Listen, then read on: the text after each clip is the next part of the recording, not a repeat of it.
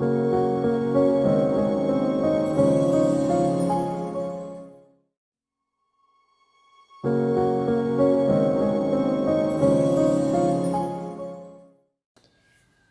morning, all of you. This is Sujata Sharma, Assistant Professor of Zoology, again here to explain you another interesting topic of cell biology, that is regarding cilia and flagella. In my today's lecture, I am going to explain you regarding basic introduction of these two organelles, differences between them, where do they occur, regarding their structure, chemical composition, a brief idea of their breathing mechanisms and their functions. So let's move to introduction. When we say about these organelles, cilia and flagella are whip-like or hair-like structures which are seen both in prokaryotic and eukaryotic cells. But the structure of eukaryotic cilium or flagellum differs from that of prokaryotic one. They are basically concerned with movement and locomotion, but they can perform number of other activities that I am going to explain in the coming part of my lecture. So they are seen in both kind of cells. Here you can see sperms which carry long flagella for their movement, and paramecium which have cilia all over the body for carrying out movement and even food intake. Now let's talk about differences among these two. When we say regarding differences among cilia and flagella, cilia are small hair-like processes while flagella are long whip-like processes. Cilia occur usually at the free surface of cell and their number is quite high, about 300 to 14,000 per cell. Flagella mainly occur at one end of the cell and they are few in number, usually 1 to 4. Cilia are smaller, about a length of 2 to 10 micron meter, while flagella have a length of 100 to 150 micron meter.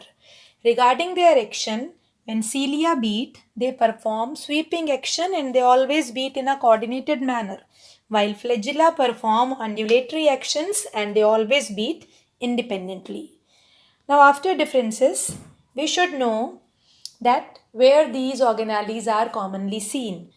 If I say regarding occurrence of cilia, they are commonly found in ciliated protozoans which belong to kingdom Protista, very common example, Paramecium and Vorticella. They are also present in the flame cells of flatworms. Flatworms are platyhelminths and they have ciliated flame cells for carrying out excretion. Flame cells have a bunch of cilia and these bunch of cilia when beat together give the appearance of flickering flame of candle, and that is why we call them flame cells. So due to presence of flame cells, these organisms are able to excrete out their waste. Not only this, cilia are also seen in larval forms. Trochophore larvae of annelids and bipinnaria larvae of echinoderms. They are able to move about due to presence of bands of cilia over them. Cilia are also seen in many other organisms. If I say they are also there in the body of human beings, they are the part of respiratory tract. They also line up reproductive system. They are basically in oviducts of female and also in renal tubules or nephron. In oviducts, they are concerned with the movement of ova. In respiratory tract, they are helpful for the movement of dust-laden mucus, and in renal tubule, they are concerned with the movement of fluid or filtrate in the nephron. Cilia are also seen in plant kingdom. If I say sperms of Bryophyta and Pteridophyta, along with many other members, particularly if I say pteridophytes like ferns and gymnosperms like cycads, they contain cilia over them which enable them to swim in water. So this is regarding occurrence of cilia.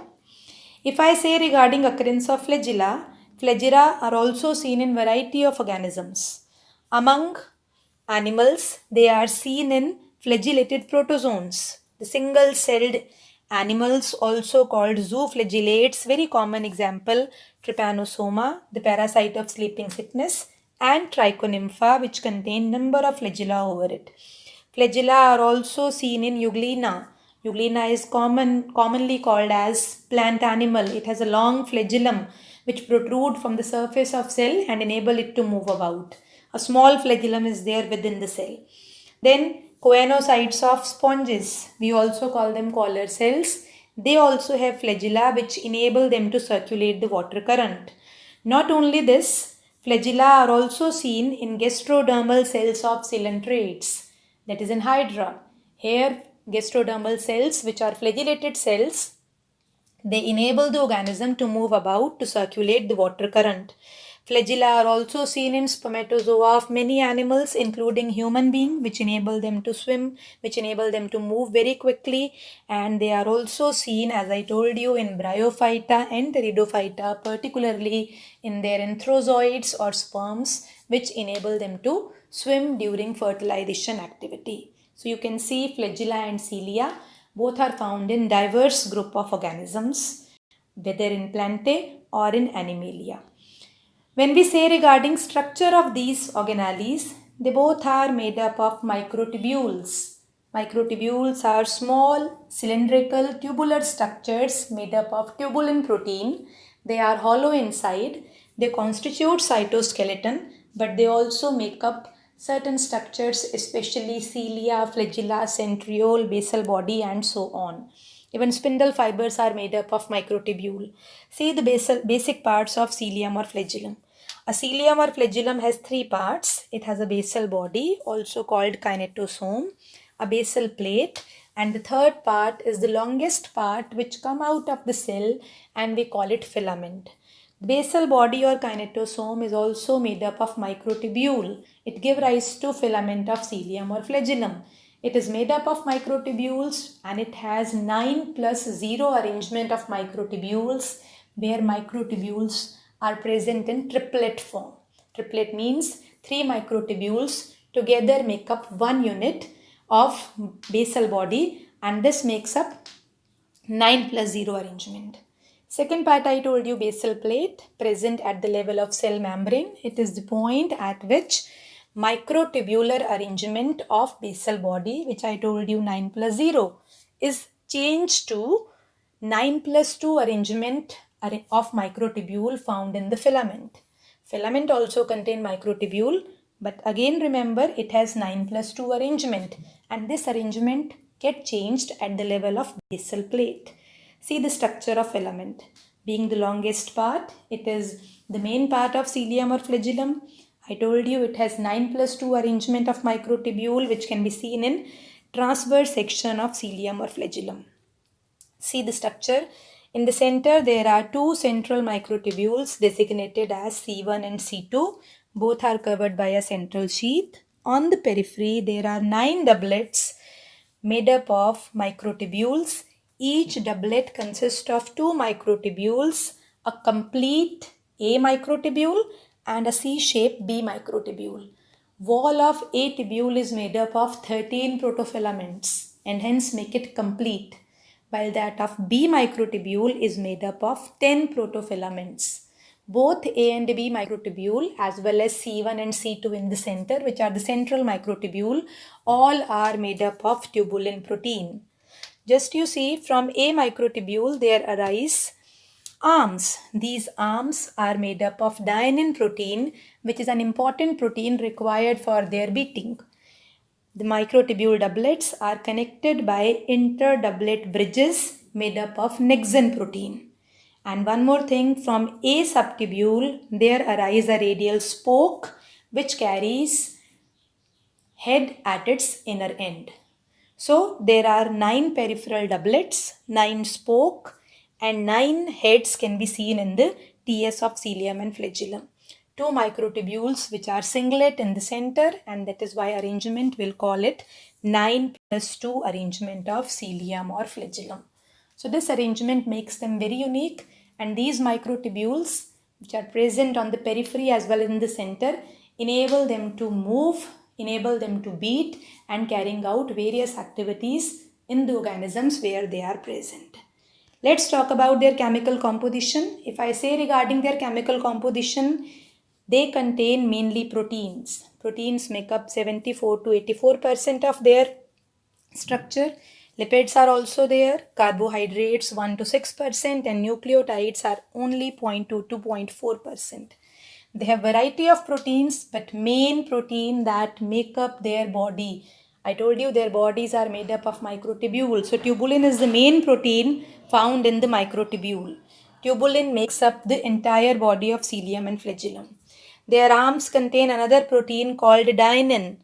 I told you it is the important protein. Why important? Because it has ATPase activity, and due to this activity, this protein is able to hydrolyze ATP into ADP and phosphate and releases energy, and that energy is used to carry out ciliary or flagellar beating. There is another protein called Nixon protein that makes up interdoublet bridges or interdoublet linkers. So tubulin, dynein, Nixon, these are some of the protein that constitute structure of cilium or flagellum. After this, let's talk about how do they carry out their beating activity. I told you both can beat and both are able to perform different kind of actions. Ciliary beating, if I say, let me tell you, cilia always show a rhythmic beating. They beat in a coordinated manner, and when they beat together, they show two kinds of beating activities. One is metachronous beating, other is synchronous beating. In metachronous beating, cilia present on the free surface of cell, they beat one after another. Okay, but in synchronous, all the cilia beat together in a group. That is why we are calling it synchronous. And whenever they beat, every time ciliary beat consists of two strokes. Power stroke, we also call it effective stroke, and second is recovery stroke. Just you see in next diagram. Just see in power stroke, while performing power stroke, cilia, they just bend at their bases, they become stiff, and they perform sweeping action. And when they perform sweeping action, they tend to push water in the backward direction. As water goes back, as water is pushed back, organism move in the forward direction. So in power stroke, cilia tend to displace water in the direction opposite from the direction of movement of cell. Water goes backward and cell moves forward. While in recovery stroke, they lose their they lose their stiffness and they come back to their original position. So in power and recovery stroke, cilia are able to perform sweeping action. They move back and forth and enable the cell to propel in forward direction. When I say regarding flagellar beating, flagella show undulatory wave-like activities, wave-like motion. Waves of undulation, it starts from the base of flagellum and proceed towards the tip. So flagella show series of symmetrical undulating waves that passes from base to tip of flagellum and that enable the organism to move to swim in the water. But flagella present in an organism always beat independently. Whether it is flagellar or ciliary beating, every time the energy for the beating is provided by adenosine triphosphate, that is by. Lastly, we will talk about functions of cilia and flagella. They perform variety of functions. I told you their main function is to carry out locomotion and movements. They are helpful for locomotion in paramecium, in Euglena and many other organisms. As they are the part of larval forms, like in Roquefort larva, in Bipinnaria larva, they help in dispersal of larval forms and even that of gametes from one place to another. In paramecium, they set up water current that help in ingestion of food. They also brings about exchange of environmental oxygen with that of carbon dioxide in the body cells through circulation of water current, hence providing aeration. They help in circulation of variety of materials like movement of ova in the fallopian tube, movement of dust-laden mucus in the respiratory passage. They are concerned with the sensory perception as they are exposed to the outer environment, and in some organisms, cilia even fuse to form undulating membrane. So this is all about structure, functions and basic idea regarding beating and chemical composition of. Thank you for watching this video. I express my heartfelt gratitude for the Director General of Higher Education for providing me this wonderful opportunity to prepare and share my e-content with the students of Haryana. Thank you very much.